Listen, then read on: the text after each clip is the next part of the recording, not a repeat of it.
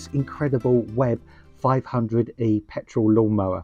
Great thing about a brand new lawnmower is you know it's going to be reliable, you know it's going to give you many hours of service. But of course, talking of service, you'll need to service the machine once or twice a year. That can sound a bit intimidating, but honestly, servicing this yourself is really straightforward.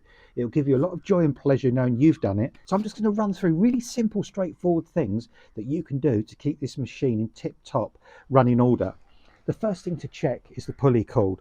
Now pull the little bar in at the top here and then pull the cord all the way out and just double check either end there's no snags or tears on that cord, because if there are and you keep pulling it, eventually it's going to snap and you won't be able to start the machine. You'll be stranded with tall grass but a mower you can't use. Another thing you need to check is just the fastenings and fixings around the mower. These are quite tight on here, but if they're loose like this, make sure you keep them nice and tight. Remember, mechanical machines vibrate and eventually things like that can come loose. They can fall off into the grass and you're not going to be able to find them. So another important thing to do is the engine area of the machine, and I'm going to come down here now, and the first thing I'm going to do on this is actually take out the spark plug, because if you're servicing a petrol machine, especially when we look at the blade and so on, for safety reasons, always best to take the spark plug out. Now you should be able to pull the cap off the spark plug here, pull that off quite easily. If there's too much resistance, just gently grip that with a pair of pliers and just gently tease that off the end of the spark plug, move it to one side, and then using your spark plug spanner, undo it. And once it becomes pretty loose, you can do it the rest of the way by hand. Just untwist that, simply as that. Now we've removed the plug, the machine is safe to work on. But when it comes to servicing, if you take that plug out and it's black, it's oily, it's wet, it's covered in soot deposits, you're going to need a new plug. Very easy to get hold of. Garden centres that sell lawnmowers, you can get them online.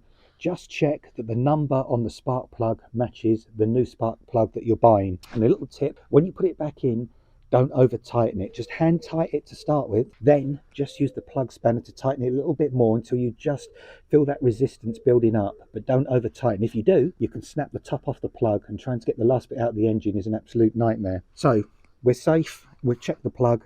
If it's clean, it's not wet and dark looking, you can reuse it. As I say, if it's all dirty and sooty, replace it. Now, another really important part of the machine is the oil. The oil is the lifeblood of your machine on your lawnmower, keeps everything running smoothly, keeps the engine properly lubricated. On the side here is where the oil sump is, and this is the dipstick with the oil cap. Remove that, and normally the dipstick is a part of the actual cap itself. And check the oil. If the oil is really dark, sticky, thick and viscous, it's going to need replacing.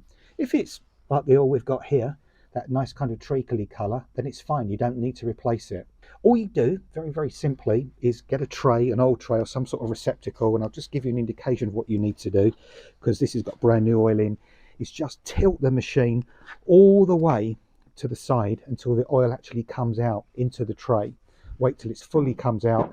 And a little tip for you as well, if you run the mower a little while before and just warm that oil up, it will come out much more easily than really cold oil. Then, very simply, replace with fresh oil. In your manual, it will tell you exactly the grade of oil you need and how much. And really importantly, make sure it's lawnmower oil. Don't use car oil or anything else. Always lawnmower oil. Use a funnel. So it's so much easier to get the oil in with a funnel, and just pour that in nice and gently. Don't go too fast. If you pour it in too quickly, it sort of all glugs up and it can run down the side of the mower.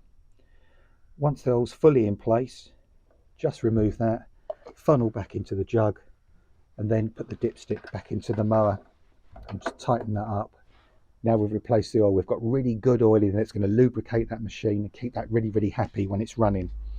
Let's go around the other side of the machine, because another really vital thing to do is to keep the air filter nice and clean. And the air filter's on the side round here. So we're going to take the cover off of that, put that down to one side and take the air filter out. Now this one is obviously brand new. But if it's dark, if it's full of deposits, if it's really stained and oily, you'll need to replace it.